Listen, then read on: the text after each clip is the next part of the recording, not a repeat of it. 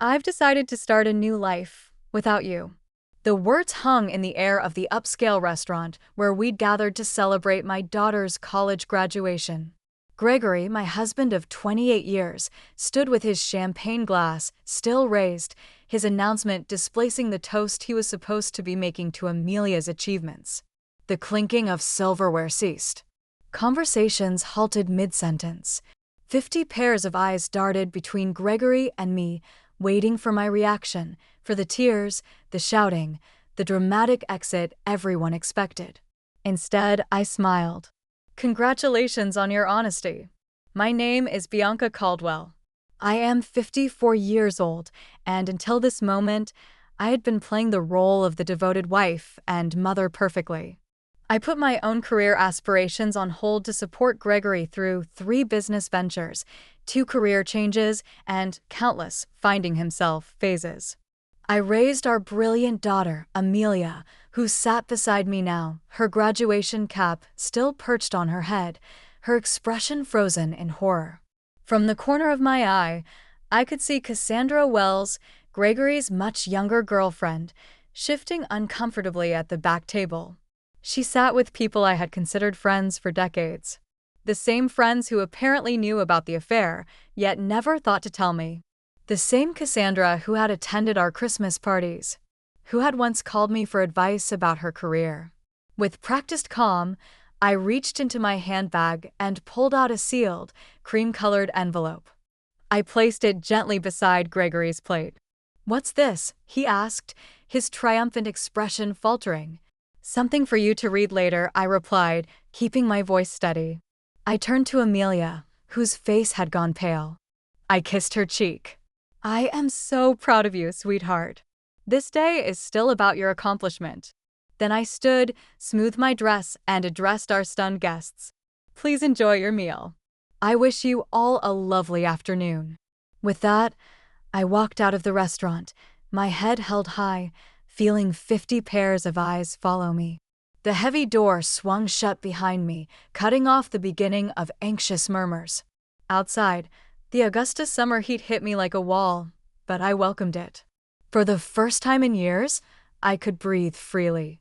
Behind me, I heard the restaurant door open and slam shut, followed by Gregory's voice no longer confident, but high-pitched and frantic. "Bianca, what the hell is this? What have you done?" I kept walking, allowing myself a small smile. The envelope I'd handed him contained the beginning of my revenge, one I'd been meticulously planning for months. I had always been the practical one in our marriage. While Gregory dreamed big and took risks, I maintained the stability our family needed. I was the one who saved for Amelia's education when Gregory invested unwisely in his friend's restaurant venture.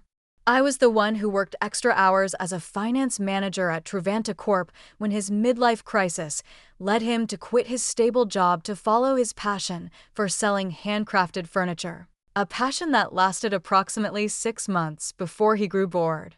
My own dreams opening a financial consultancy for women were perpetually on hold. After Amelia graduates, I told myself. After Gregory finds stability. 3 months ago, I noticed discrepancies in our joint accounts, small transfers to an account I didn't recognize.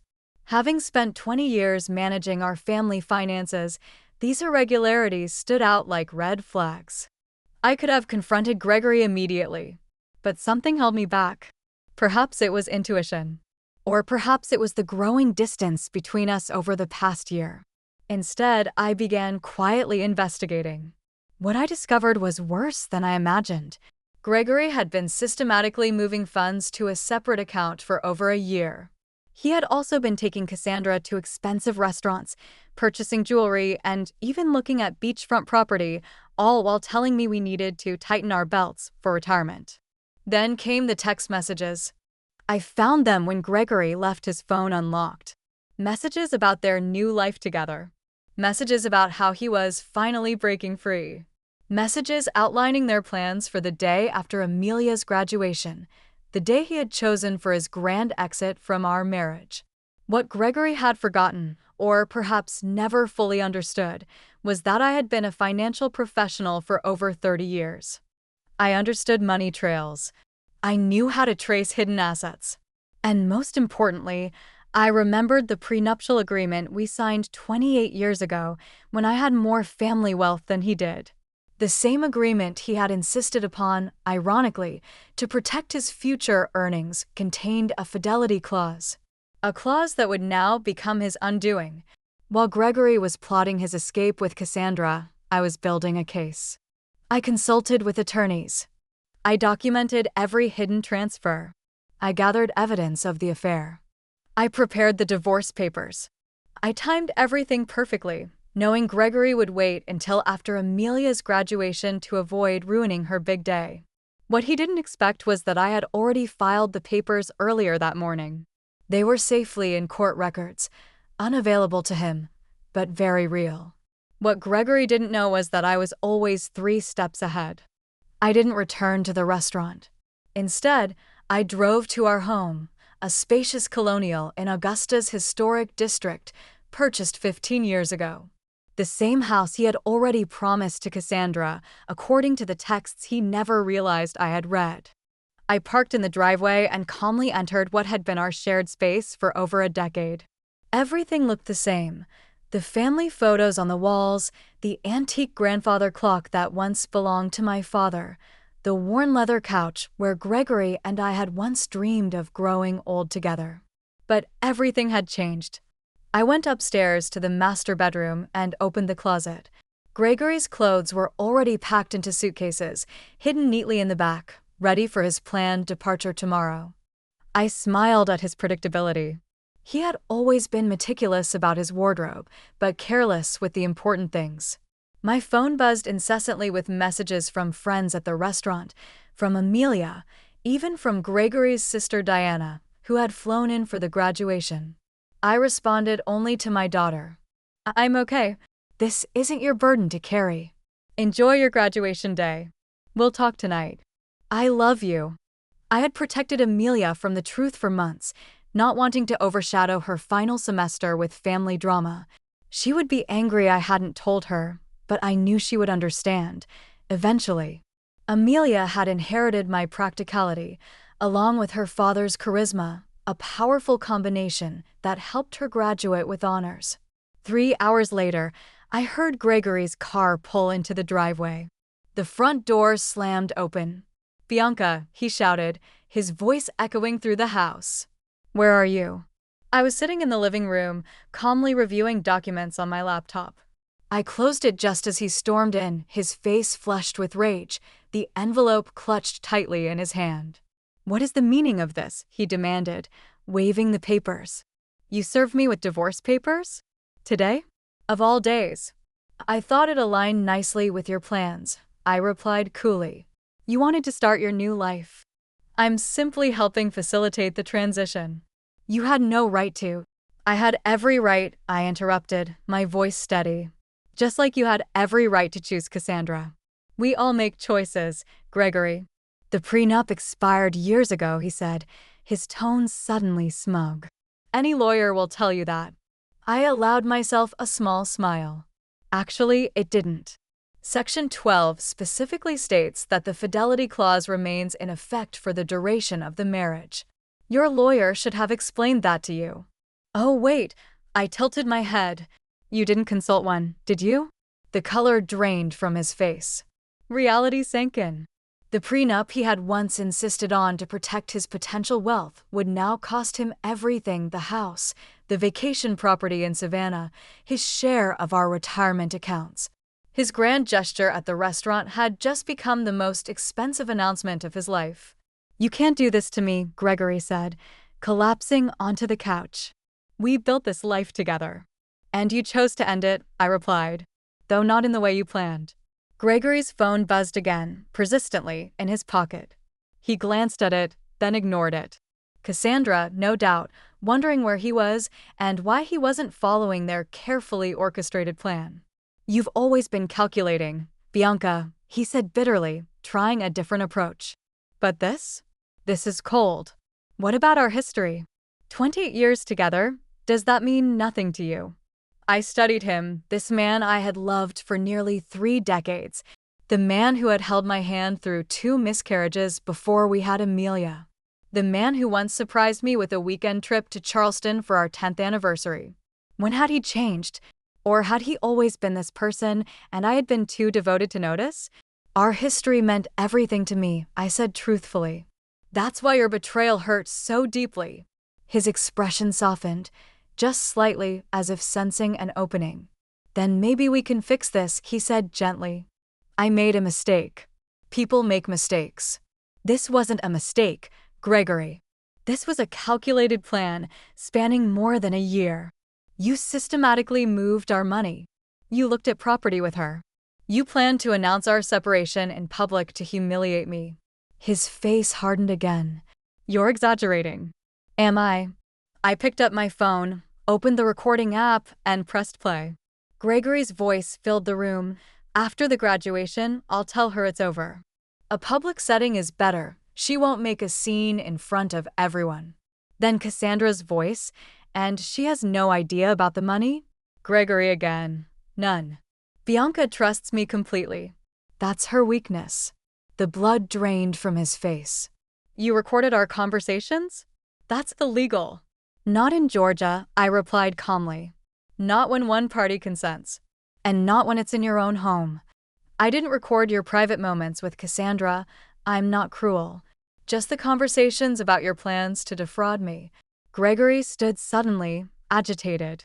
I need to make some calls. Of course, I said. Your attorney might be a good start. I'll be staying at Diana's tonight. Diana's? He sputtered. My sister's house? I nodded. She's quite upset with you, actually. She was the one who first spotted you and Cassandra together last Christmas. She didn't tell me right away. She confronted you first. You promised her it was nothing, that you'd end it. When she realized you hadn't, she came to me. That was another blow he hadn't anticipated. Diana and I had always been close, but Gregory never imagined his own sister would choose my side. Everyone's betraying me, he muttered. Ironic, isn't it? I gathered my purse and the small overnight bag I had packed earlier. You have until tomorrow evening to remove your things from the house. After that, the locks will be changed. As I headed toward the door, Gregory called after me, desperation creeping into his voice. What about Amelia? Have you thought about how this affects her? I paused, anger finally breaking through my calm. Don't you dare use our daughter as a shield, Gregory. You certainly weren't thinking about her when you were planning your new beachfront life with Cassandra. His phone buzzed again. This time he looked at it and groaned. Problem? I asked. Cassandra is at the apartment already. She's moved her things in. I couldn't help but smile. The apartment you put in both your names? The lease you signed last month. Gregory nodded, still looking confused. You might want to check with the leasing office. That application was flagged for credit issues and never completed. The leasing agent called our home phone to verify some information. I handled it myself. I walked out the door, leaving Gregory to face the first of many consequences. His perfectly planned new life was unraveling faster than he could process. Diana lived in a charming bungalow across town, close to the university where she taught literature. When I arrived, she greeted me with a fierce hug. I just heard from Amelia, she said, pulling me inside. Are you okay? I'm better than I expected, I admitted, following her into the kitchen, where a bottle of wine was already open. I never thought Gregory would make such a spectacle, Diana said, pouring 2 glasses. The restaurant. In front of everyone. He's lost his mind. It was meant to humiliate me, I explained, accepting the glass. A public rejection, so I couldn't fight back without looking hysterical. Diana's face darkened. My brother always did have a flair for drama. But this is beyond anything I expected from him. We settled in her sunroom, surrounded by potted plants and overflowing bookshelves. Diana had never married, preferring her independence and academic pursuits. Over the years, I had sometimes envied her freedom. What did you put in that envelope that made him so upset? She asked. I explained, the divorce filing, the evidence of his financial deception, and most importantly, the prenuptial agreement that would leave him with far less than he had planned. The prenup, Diana said, amused. He always thought he was so clever for asking for that. I remember when he insisted on it, I said. Father had just given him that money for his first business, and he was so worried about protecting it. Diana laughed bitterly. The irony is delicious. My phone rang. It was Amelia. I took a deep breath before answering. Mom, she said immediately, her voice tight with strain. I'm coming over to Aunt Diana's. Honey, you don't have to. I'm already on my way, she interrupted. Dad is telling everyone you've lost your mind. That you've been planning this for months. He's saying horrible things. Of course he was. Gregory always rewrote the narrative to cast himself as the victim. Let him talk, I said calmly. The truth will become clear soon enough. 20 minutes later, Amelia arrived, still in her graduation dress, but her makeup was smudged from crying. She fell into my arms like she used to after a nightmare. Why didn't you tell me? She asked, her voice muffled against my shoulder. I didn't want to ruin your final semester, I explained softly. You worked so hard for this day. She pulled back, wiping her eyes. Well, Dad took care of ruining it anyway. We moved to Diana's living room, where Amelia finally got the full story, how I had discovered the affair, the financial deception, the plans Gregory and Cassandra had made behind our backs. I knew something was off with Dad, Amelia admitted. He's been different, distracted, always on his phone. But I never imagined. None of us want to see these things in people we love, Diana said gently. My phone buzzed. It was a text from Philip Anderson, my attorney. The emergency filing had been approved.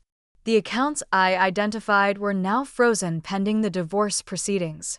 Gregory would have limited access to funds, just enough for basic living expenses, but nowhere near enough to continue with the property purchases he had planned with Cassandra. I showed the message to Diana and Amelia. Good, Amelia said firmly. He deserves it. Her loyalty warmed me, but I remained grounded. He's still your father, I reminded her. Your relationship with him is separate from what's happening between us. Amelia shook her head. Maybe someday. But right now? I can't even look at him. He hugged me this morning and told me how proud he was, all while planning to blow up our family just a few hours later. The doorbell rang, cutting through our conversation. Diana went to answer it. She returned moments later with a troubled expression. It's Gregory, she said quietly. And he's not alone. I steeled myself as she led Gregory and Cassandra into the living room. Cassandra looked uncomfortable, shifting her weight from foot to foot, her eyes darting around the room. She was 37. Not exactly a trophy wife, but still 17 years my junior. She had shoulder-length blonde hair and the kind of confidence that comes from never having faced real hardship. Gregory, by contrast, looked furious. Whatever desperation he had felt earlier had curdled into anger. Bianca, you need to stop this insanity, he barked. Unfreeze the accounts. We can discuss this like reasonable adults. Amelia stood up, placing herself slightly in front of me. Maybe you should have tried being reasonable before announcing to everyone that you were leaving Mom. Gregory blinked, as if just noticing her. Amelia, this doesn't involve you. Doesn't involve me? She echoed, stunned. You blew up our family on my graduation day, and it doesn't involve me? Cassandra reached for his arm. Greg, maybe we should go. He shook her off. No. I'm not leaving until Bianca agrees to be rational about this. Diana folded her arms. My sister-in-law seems to be the only rational person in this scenario. You're the one who created this mess, Gregory. I remained seated, watching the scene unfold. For years, I had been the silent one, the peacemaker, the fixer, but not anymore. I had been the peacemaker, the one who smoothed over conflicts and kept everyone happy. That role was exhausting, and I had finally set it down. The accounts will remain frozen until the preliminary hearing, I said calmly. That's in 3 days. The judge will determine appropriate asset division at that time. 3 days. Gregory sputtered. What am I supposed to do for 3 days? You have your personal account, I reminded him. The one you've been funneling money into for the past year. That should be sufficient. Cassandra's head whipped toward Gregory. You have a separate account? With how much in it? An interesting dynamic was emerging. Clearly, Gregory hadn't been entirely forthcoming with Cassandra either. He ignored her question. This is vindictive, Bianca. This isn't like you. Perhaps you never really knew me, I replied. Just as I apparently never really knew you. Amelia turned to Cassandra, her voice sharp. Did you know he was going to announce it like that? At my graduation celebration, Cassandra had the decency to look ashamed. I thought he was going to talk to your mother privately. The announcement today was unexpected. Gregory shot her a betrayed look. Cracks were already forming in their so-called united front. I think you both should leave, Diana said firmly. You've upset Amelia enough for one day. Amelia, Gregory said, his tone softening. You understand that relationships change, don't you? Sometimes people grow apart. My daughter's face hardened in a way I had never seen before. What I understand, she said coldly, is that you're a coward who couldn't even give Mom the dignity of a private conversation. What I understand is that you were stealing from our family while I was working 2 jobs to help pay for my textbooks because you said money was tight. Amelia, that's not how it was. It's exactly how it was, she cut him off. Please leave, Dad. I can't look at you right now. The silence that followed was deafening. Finally, Gregory turned to go, Cassandra trailing behind him. At the door, he paused and looked back at me. This isn't over, Bianca. I'll fight you on this. I met his gaze steadily. You're welcome to try. After they left, Amelia collapsed next to me on the sofa, tears streaming down her face. I've never talked to Dad like that, she whispered. I wrapped an arm around her shoulders. Sometimes standing up for what's right is painful. Diana brought in fresh glasses of wine. To new beginnings, she said, raising her glass. Indeed, I thought. This ending was just the beginning of something new. The preliminary hearing took place on a rainy Tuesday morning in a small courtroom. I arrived with my attorney, Philip, while Gregory came with a lawyer he had hastily retained, a young associate from a firm that specialized in corporate law, not family matters. Gregory's poor choice of representation was yet another consequence of his rushed planning. The judge, an older woman with sharp eyes and no patience for dramatics, reviewed the prenuptial agreement carefully.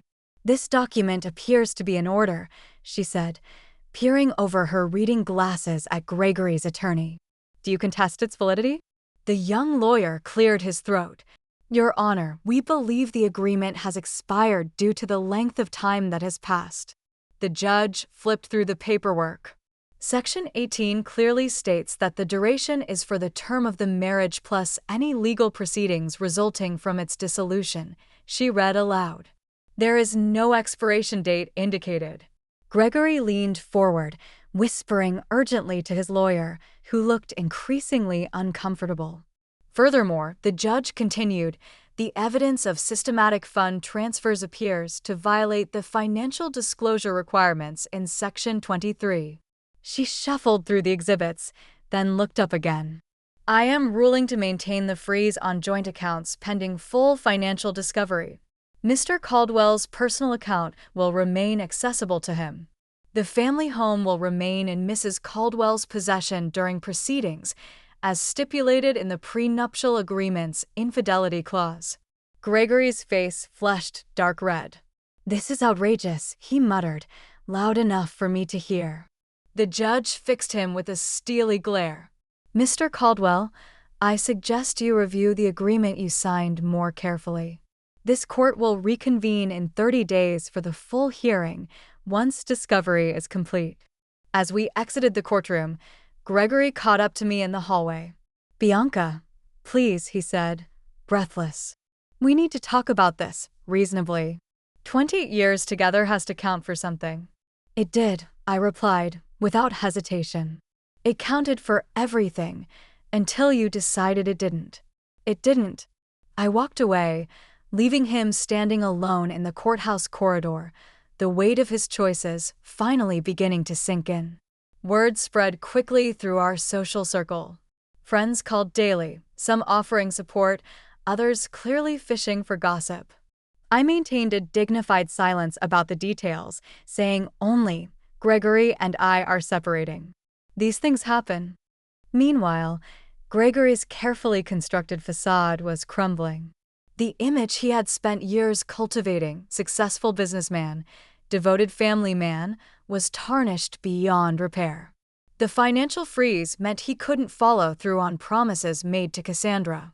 The beachfront property they had been planning to purchase fell through. The luxury car he had placed a deposit on had to be canceled. 2 weeks after the hearing, Diana called me, her voice tinged with amusement. "Have you heard the latest? Cassandra moved out already." I wasn't entirely surprised, but the speed was impressive. Apparently, she discovered that Gregory's business isn't doing nearly as well as he claimed. The substantial savings he bragged about? They don't exist. She told her friend Jennifer she didn't sign up to date a man with financial problems. I couldn't help but laugh. He always was good at creating illusions. Meanwhile, I was rebuilding. The financial security I had always maintained, separate from our joint accounts, gave me a freedom Gregory hadn't anticipated. I rented a small office space downtown and began setting up the consultancy I had dreamed about for years. My first clients were 2 women going through divorces of their own. Word of mouth brought more. I specialized in helping women understand and manage their finances during major life transitions, divorce, widowhood, career changes. The work was immediately fulfilling in a way my corporate job had never been. Amelia, who had accepted a position with a marketing firm in Charleston, called me regularly. "I'm so proud of you, Mom," she told me after I described my growing client list. "You're helping people during their worst moments." "I'm just doing what I wish someone had done for me earlier," I replied. Preparing women for whatever might come. Being needed for my expertise, rather than my emotional labor, was a novel and empowering experience. The final divorce hearing fell on what would have been our 29th wedding anniversary. A fitting end to a chapter of my life that had lasted nearly 3 decades. Gregory arrived looking haggard. I later learned that his business had been struggling without my financial support and behind-the-scenes guidance. Cassandra was long gone, already dating a real estate developer from Savannah. Most of our mutual friends had quietly distanced themselves after learning the full extent of his deception. The judge upheld the prenuptial agreement in its entirety. Gregory left with his personal possessions, his floundering business, and the funds in his private account, which, after paying legal fees, was barely enough to secure a small apartment. I retained our home, my retirement accounts, and 70% of our joint investments, exactly as the prenuptial agreement stipulated in cases of infidelity. The justice was poetic. The very document Gregory had insisted on to protect himself had become his downfall. As we left the courtroom, Gregory approached me one last time. "I made a terrible mistake," he said quietly. "Is there any chance we could?" "No," I interrupted, gentle but firm. "That door is closed." He nodded slowly. "I understand." And for once, I believed he did. "I hope you find happiness, Bianca," he said. "You deserve it." It was perhaps the first honest thing he had said to me in years. 6 months later, Caldwell Financial Transitions was thriving. I had moved from the small office into a larger suite and hired 2 associates. I continued specializing in helping women secure their financial futures, particularly through moments of upheaval. Amelia visited often, proud of what I had built. "You know what's ironic?" she said during one visit. "If Dad had just been honest from the beginning, he might have kept half of everything." "Sometimes people can't see beyond what they want in the moment," I replied. The woman who had once defined herself as Gregory's wife and Amelia's mother had discovered a new identity: mentor, business owner, advocate. The envelope I had handed Gregory at the restaurant hadn't just been my escape plan. It had been the key to a door I never knew existed. Behind it, I found not just revenge, but reinvention. In securing my financial future, I had reclaimed something far more valuable: myself.